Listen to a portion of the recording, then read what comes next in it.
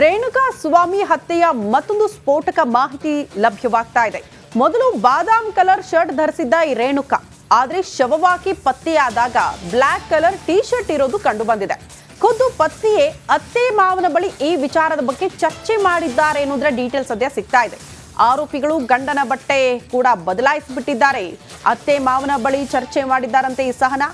ಅಂದ್ರೆ ಮನೆಯಿಂದ ಹೋಗುವಾಗ ಬಾದಾಮ್ ಕಲರ್ ಶರ್ಟ್ ಹಾಕೊಂಡು ಹೋಗಿದ್ರು ನನ್ನ ಗಂಡ, ಬಟ್ ಆ ನಂತರ ಕೊಲೆಯಾಗಿ ನಮಗೆ ಆ ಮೃತದೇಹ ಸಿಕ್ಕಾಗ ಬ್ಲಾಕ್ ಕಲರ್ ಟಿ ಶರ್ಟ್ ಇತ್ತಲ್ಲ, ಆರೋಪಿಗಳು ಆ ಬಟ್ಟೆಯನ್ನ ಕೂಡ ಬದಲಾಯಿಸಿಬಿಟ್ಟಿದ್ರ. ಈ ಬಗ್ಗೆ ಸ್ವತಃ ಮೃತ ರೇಣುಕಾ ಸ್ವಾಮಿಯವರ ಪತ್ನಿ ತಮ್ಮ ಅತ್ತೆ ಮಾವನ ಬಳಿ ಅಂದ್ರೆ ಈ ರೇಣುಕಾ ಸ್ವಾಮಿಯವರ ತಂದೆ ತಾಯಿ ಬಳಿ ಚರ್ಚೆ ಮಾಡಿದ್ದಾರೆ ಎನ್ನುವಂತಹ ವಿಚಾರ ಬೆಳಕಿಗೆ ಬರ್ತಾ ಇದೆ. ಸೊ ಗಮನಿಸಬೇಕು ನಾವು, ಒಂದ್ ಕಡೆ ಸಿಸಿಟಿವಿ ದೃಶ್ಯ, ಅವ್ರು ಯಾವಾಗ ಮೆಡಿಕಲ್ ಶಾಪ್ ನಿಂದ ಎಕ್ಸಿಟ್ ಆದ್ರು ರೇಣುಕಾ ಸ್ವಾಮಿ ಯಾವ ದಿನ ಅನ್ನೋದನ್ನ ಕೂಡ ಗಮನಿಸ್ತಾ ಇದ್ವಿ. ಬಟ್ ಮನೆಯಿಂದ ಆಚೆ ಹೋಗಿದ್ರಲ್ಲ, ತಡವಾಗಿ ಬರ್ತೀನಿ, ನಾನು ಸ್ವಲ್ಪ ಲೇಟ್ ಆಗುತ್ತೆ ಅಂತ ಹೇಳೋದಂತ ರೇಣುಕಾ ಸ್ವಾಮಿ ಕೊನೆಗೆ ಸಿಕ್ಕಿದ್ದು ಮೃತದೇಹವಾಗಿ. ಬಟ್ ಅವರ ಪತ್ನಿ ಒಂದು ಅನುಮಾನ ವ್ಯಕ್ತಪಡಿಸ್ತಾ ಇರೋದು, ಮನೆಯಿಂದ ಹೋಗುವಾಗ ಬಾದಾಮ್ ಕಲರ್ ಶರ್ಟ್ ಹಾಕೊಂಡು ಹೋಗಿದ್ರು, ಬಟ್ ಅಲ್ಲಿ ಮೃತದೇಹವಾಗಿ ಪತ್ತೆಯಾದಂತಹ ಸಂದರ್ಭದಲ್ಲಿ, ಶವವಾಗಿ ಪತ್ತೆಯಾದಂತಹ ಸಂದರ್ಭದಲ್ಲಿ ಬ್ಲಾಕ್ ಕಲರ್ ಟಿ ಶರ್ಟ್ ಇತ್ತು ಅವರ ಮೈ ಮೇಲೆ ಅನ್ನುವಂತಹ ವಿಚಾರವನ್ನ ತಮ್ಮ ಅತ್ತೆ ಮಾವನ ಬಳಿ ಈ ಬಗ್ಗೆ ಚರ್ಚೆ ಮಾಡಿದ್ದಾರಂತೆ. ಸೊ ಈ ಬಗ್ಗೆ ಕೂಡ ಏನಾದ್ರೂ ತನಿಖೆ ಆಗುತ್ತಾ ಪೊಲೀಸರಿಂದ ಕಾದ್ ನೋಡ್ಬೇಕು. ಬಟ್ ಇಂಥ ಅನುಮಾನಗಳು ಬಂದಾಗ ಸಹಜವಾಗಿ ಅದನ್ನ ಪೊಲೀಸರಿಗೆ ಮಾಹಿತಿ ಕೊಟ್ಟಿರ್ತಾರೆ. ಆ ಆಯಾಮದಲ್ಲೂ ಕೂಡ ಪೊಲೀಸರು ವಿಚಾರಣೆ ಮಾಡುವಂತ ಸಾಧ್ಯತೆಗಳು ಕೂಡ ಇರುತ್ತೆ. ಅಂದ್ರೆ ಎಲ್ಲಿಂದ ಎಲ್ಲಿ ಕರ್ಕೊಂಡು ಹೋದ್ರು, ಯಾವಾಗ ಬಟ್ಟೆ ಬದಲಾಯಿಸಿದ್ರು, ಯಾವ ರೀತಿ ಚಿತ್ರಹಿಂಸೆ ಕೊಟ್ರು, ಹೇಗೆ ಕೊಲೆ ಆಯಿತು, ಬಳಕೆ ಆಗಿರುವಂತಹ ವೆಪನ್ಸ್, ಈ ಎಲ್ಲದರ ಬಗ್ಗೆ ಕೂಡ ಪ್ರಶ್ನೆ ಮಾಡಲಾಗುತ್ತೆ ಸಹಜವಾಗಿ ಆರೋಪಿಗಳಿಗೆ. ಈ ಬಗ್ಗೆ ಮತ್ತಷ್ಟು ಡೀಟೇಲ್ಸ್ ಅನ್ನ ಕೊಡ್ತಾ ಹೋಗ್ತಾರೆ ನಮ್ಮ ಪ್ರತಿನಿಧಿ ವೀರೇಶ್ ದೂರವಾಣಿ ಸಂಪರ್ಕದಲ್ಲಿ. ವೀರೇಶ್, ಈಗ ಮೃತ ರೇಣುಕಾ ಸ್ವಾಮಿ ನಡಿ ಈಗ ಶುರು ಮಾಡೋಣ.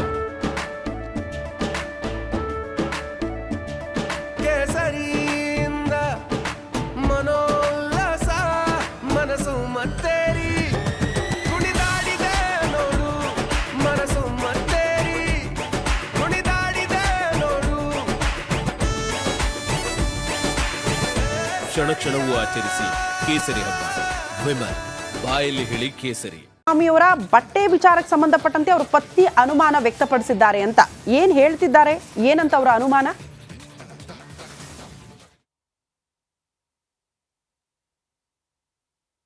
ವೀರೇಶ್, ನನ್ನ ಧ್ವನಿ ಕೇಳಿಸ್ತಿದೆಯಾ?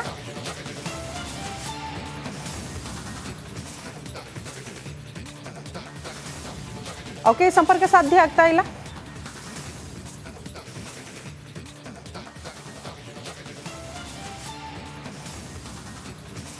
ದರ್ಶನ್ ಮೇಲಿನ ಅಭಿಮಾನದಿಂದ ಕುಟುಂಬಕ್ಕೆ ಸಂಕಷ್ಟ ಬಂದೊದಗಿದೆ. ಮನೆಗೆ ಆಧಾರವಾಗಿದ್ದ ಒಬ್ಬನೇ ಮಗ ಕೊಲೆ ಕೇಸ್ನಲ್ಲಿ ಈಗ ಅಂಧರಾಗ್ಬಿಟ್ಟಿದ್ದಾನೆ. 5ನೇ ಆರೋಪಿಯಾಗಿರುವ ನಂದೀಶ್ ಕುಟುಂಬಕ್ಕೆ ಬಿಗ್ ಶಾಕ್ ಎದುರಾಗಿದೆ. ಮಗನ ಈ ಬಂಧನದ ಸುದ್ದಿಯಿಂದ ಬಿಗ್ ಶಾಕ್ಗೆ ಒಳಗಾಗಿದೆ ಅಂತ ಇಡೀ ಕುಟುಂಬ. ಮಂಡ್ಯ ತಾಲೂಕಿನ ಚಾಮಲಾಪುರ ಗ್ರಾಮದ ಆರೋಪಿ ನಂದೀಶ್, 1 ಇಂಚು ಜಮೀನಿಲ್ಲ, ಸರ್ಕಾರ ಕೊಟ್ಟ ಸೈಟ್ ನಲ್ಲಿ ಚಿಕ್ಕ ಸೂರನ್ನ ಕಟ್ಕೊಂಡು ಜೀವನ ಮಾಡ್ತಾ ಇದೆ ಈ ಕುಟುಂಬ. ತಂದೆ ಟೀ ಅಂಗಡಿ ಇಟ್ಕೊಂಡಿದ್ರೆ ತಾಯಿ ಕೂಲಿ ಮಾಡೋ ಸ್ಥಿತಿ ಇದೆ. ಮರ್ಯಾದೆಗೆ ಅಂಜಿ ಬದುಕ್ತಾ ಇದ್ದ ಕುಟುಂಬಕ್ಕೆ ಮಗನಿಂದ ಆಘಾತ ಎದುರಾಗ್ಬಿಟ್ಟಿದೆ ಅಂತೆ. ಅತ್ತ ಮರ್ಯಾದೆ ಬೀದಿ ಪಾಲಾಗಿದೆ, ಇತ್ತ ಮನೆ ಮಗ ಬೀದಿ ಪಾಲಾಗಿದ್ದಾನೆ. ನಾವೇನ್ ಮಾಡೋದು, ಮುಂದೆ ಹೇಗ್ ಜೀವನ ಸಾಗಿಸೋದು ಅಂತ ಇಡೀ ಕುಟುಂಬ ಕಂಗಾಲಾಗಿದೆ. ದರ್ಶನ್ ಮೇಲಿನ ಹುಚ್ಚು ಅಭಿಮಾನ, ಅವ್ರು ಹೇಳ್ದಂಗೆ ಕೇಳ್ಬಿಡ್ತೀನಿ ಅಂತ ಈಗ ಒಬ್ಬನ ಜೀವ ತೆಗೆದಿರುವಂತಹ ವಿಚಾರಕ್ಕೆ ಸಂಬಂಧಪಟ್ಟಂತೆ ಈಗ ಪೊಲೀಸರ ಅತಿಥಿಯಾಗಿದ್ದಾನೆ. ಹಾಗಾಗಿ ತಂದೆ ತಾಯಿಗೆ ಇದನ್ನ ಅರ್ಗಿಸ್ಕೊಳ್ಳೋಕೆ ಆಗ್ತಾ ಇಲ್ಲ. ಮರ್ಯಾದೆಗೆ ಅಂಜಿ ಹಾಗೂ ಕೂಲಿ ನಾಲಿ ಮಾಡಿ ಜೀವನ ಮಾಡ್ತಾ ಇದ್ದಂತಹ ಕುಟುಂಬ ಈಗ ಸಂಕಷ್ಟದ ಪರಿಸ್ಥಿತಿಯನ್ನು ಎದುರಿಸ್ತಾ ಇದೆ. ಸಹಜವಾಗಿ ಅಳಲು ತೋಡ್ಕೊಂಡಿದ್ದಾರೆ ಅವರು. ದರ್ಶನ್ ಅವರು ಅಭಿಮಾನಿಯಾಗಿದ್ರು, ಅವ್ರು ಹೇಳಿದ್ದ ಕಾರಣಕ್ಕೆ ಕೊಲೆ ಮಾಡಿದ್ದಾನೆ ಅಂತ ಅನ್ಸುತ್ತೆ. ಬಟ್ ನನ್ನ ಮಗ ಅಂತವನಲ್ಲ ಅಂತ ಈ ಆರೋಪಿಗಳಿದ್ದಾರೆ, ಆರೋಪಿಗಳ ಕುಟುಂಬಸ್ಥರು ಪ್ರತಿಯೊಬ್ಬರು ಕೂಡ ಇದೇ ವಿಚಾರವನ್ನ ಪ್ರಸ್ತಾಪ ಮಾಡ್ತಿದ್ದಾರೆ. ಒಂದು ಕಡೆ ದರ್ಶನ್ ಮೇಲಿನ ಅಭಿಮಾನಕ್ಕೆ ಒಬ್ಬ ಜೀವ ಕಳ್ಕೊಂಡ್ರೆ, ಮತ್ತೊಬ್ರು ಕೊಲೆ ಮಾಡಿ ಪೊಲೀಸರ ಅತಿಥಿಯಾಗಿರುವಂತಹ ಪರಿಸ್ಥಿತಿ.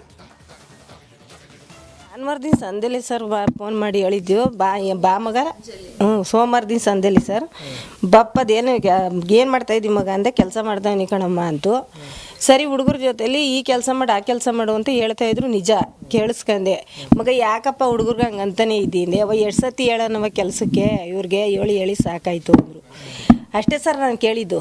ಅಂದರೆ ಮಾಮೂಲಿ ಮುದ್ದೆ ಕಟ್ಟಬೇಕಾಗಿತ್ತು, ಮಾಮೂಲಿ ಮುದ್ದೆ ಕಟ್ಟೋಕ್ಕೆ ನಾನು ಬಂದ್ಬಿಟ್ಟು ಆಯಿತು ಮಾಡಪ್ಪ ಅಂದ್ಬಿಟ್ಟು ಇವರು 9:15 ಏನೋ ಮಾಡವ್ರೆ, ಅಂಗಡಿಲಿ ಇದ್ರಲ್ಲ ಅಂಗಡಿ ತಾವು ಮಾಡವ್ರೆ. ಮಾಡಿದಾಗ ಹೇಳಿದ್ರಂತೆ, ಯಪ್ಪ ಎಲ್ಲಿದ್ಯಪ್ಪ ಅಂದದಕ್ಕೆ, ಅಪ್ಪ ಊಟಕ್ಕೆ ಹೋಗ್ತಾ ಇದ್ದೀನಪ್ಪ, ಕೆಲಸ ಮುಗೀತು ಅಂತ ಹೇಳಿದ್ರಂತೆ ಇವರು.